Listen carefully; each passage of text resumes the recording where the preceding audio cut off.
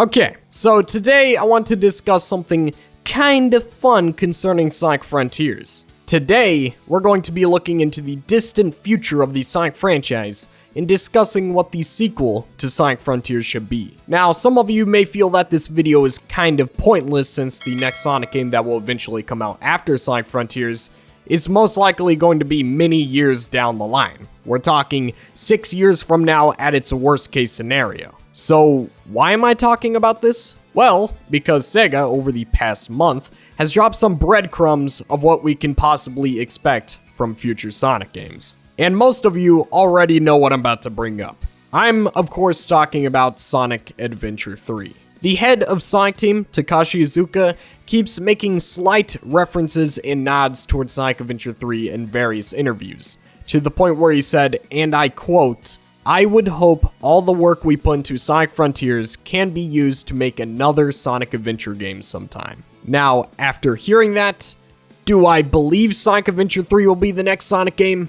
No, not really. I'm not stupid to the fact that Iizuka is most likely just adventure baiting us, which is a term coined by Premi de Remy, but you get the point. Iizuka's just yanking our chain, pulling our curtains, holding a carrot on a stick, in other words. Newsflash, everyone, we are most likely not getting a Sonic Adventure 3 anytime soon. I mean, it's been a meme for a very long time that Sonic Adventure 3 isn't coming, and I feel like that's still true to this day. However, I still want to analyze his statement here about Sonic Frontiers being a potential influence on Sonic Adventure 3 if it was ever made. I'm assuming that the majority of the inspiration taken from Sonic Frontiers would have everything to do with the open zone aspect of the game. I think that if they were to make a Sonic Adventure 3, that would be a lot more open world, similar to how Sonic Adventure 1 was with the adventure fields. The open zone gameplay might be the thing that replaces the hub worlds of Sonic Adventure 1, and honestly, I'm all for it. That sounds kinda dope. But either way, adventure or not, it appears that Sonic Frontiers may have a lot of influence over what the future of Sonic games will be, and most of that is due to Sonic probably not dropping the open zone gameplay anytime soon. You don't just work that hard on a new style of gameplay just to drop it off in one game, and I know that Sega's done that in the past, but they really need something to stick. And if open zone sticks, you bet they're going to milk it. So it's safe to say that if Sonic Frontiers is successful, that we will be getting another open zone Sonic game. And that is where the question of today's video comes from. Would the next Sonic game be better off as Sonic Adventure 3 or Sonic Frontiers 2? Now, there are pros and cons to each alternative, and both realities could turn out very well for the Sonic franchise, but I do ultimately have a preference out of these two. My preference is that I would rather have Sonic Frontiers 2.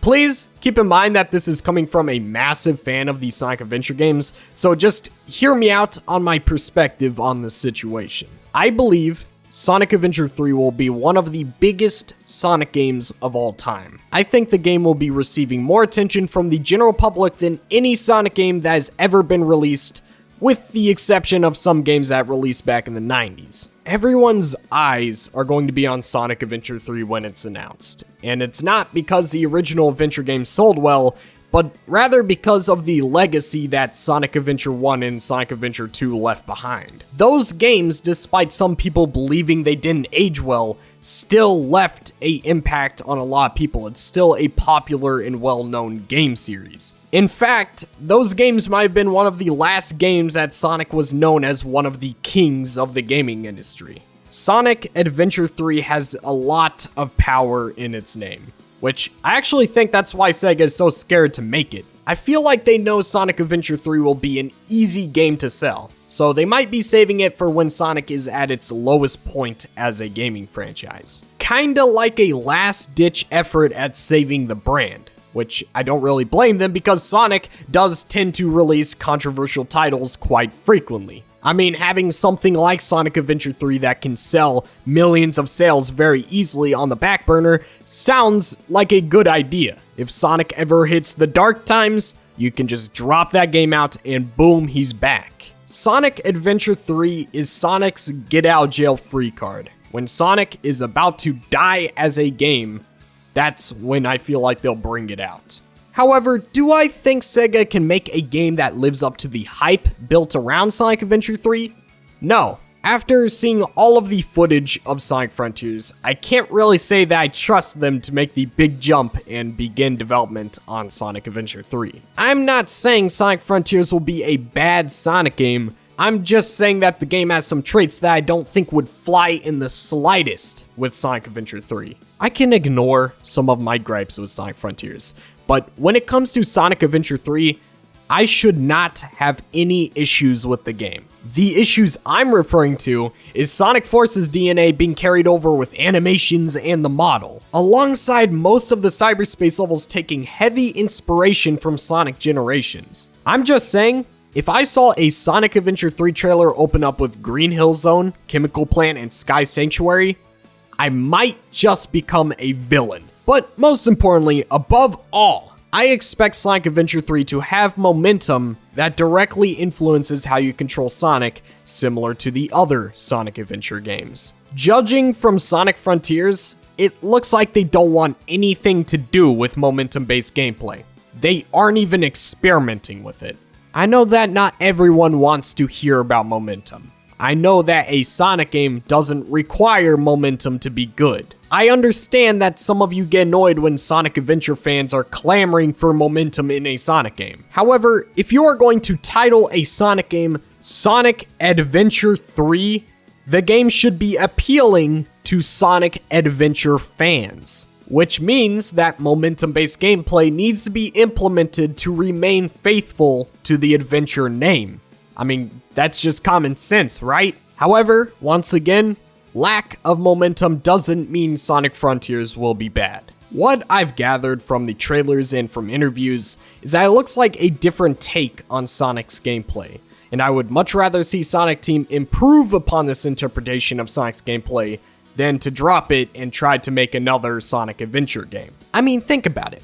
A hypothetical Sonic Frontiers 2 could fix all of the minor issues that Sonic Frontiers has, such as the reuse of old zones or clunky animations, and truly make it a masterpiece of an open world Sonic game that we all desire. Not only does that sound more appealing, but it also sounds a lot more realistic. I may vastly prefer another Sonic Adventure styled game, but that doesn't mean Sonic Frontiers' take on Sonic's gameplay will be bad. We haven't even played it yet. Maybe the way Sonic controls and plays in Sonic Frontiers will be the new formula that we come to love, similar to the adventure and boosting gameplay. I know that some people will say I have low standards for saying this, but I hope Sonic Frontiers is at the very least a decent game, so that I have faith in the next game being much better.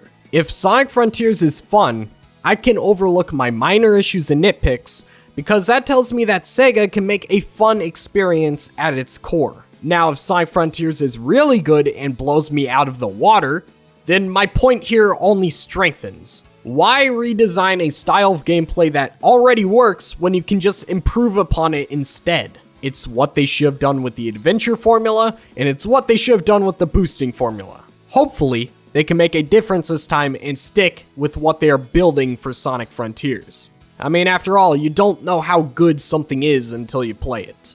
I remember looking at Pokemon Legends Arceus and thinking the game looked like garbage all the way up to release day. But upon playing it, I found out the game was actually pretty good. If Pokemon, of all franchises, can exceed expectations and give us something completely new, Sonic the Hedgehog can as well. And that's all I have to say. Thank you guys all for watching. If you liked what you saw here, make sure to leave a like, comment, favorite, subscribe, and hit that bell with post notifications on so you'll never miss out on my future Sonic content. Anyways, I love you guys. Adios. My channel members are Orion Pax, Nix, Ethan K78, Junyon Rings, Epic Gaming with George, Sonic Man 715, Storm, Archer XYZ, Sonic Cub, Thomas Winry, Chip Chip Chop, Escape Sonic Pip, The Squeaker Nerd, Superchex, Boom Sonic Extreme, and Super Saiyan Sonic. Thank you all for supporting the channel. Make sure to click one of the in-card videos right here. Anyways, I'll see you guys later. Love you guys. Peace out.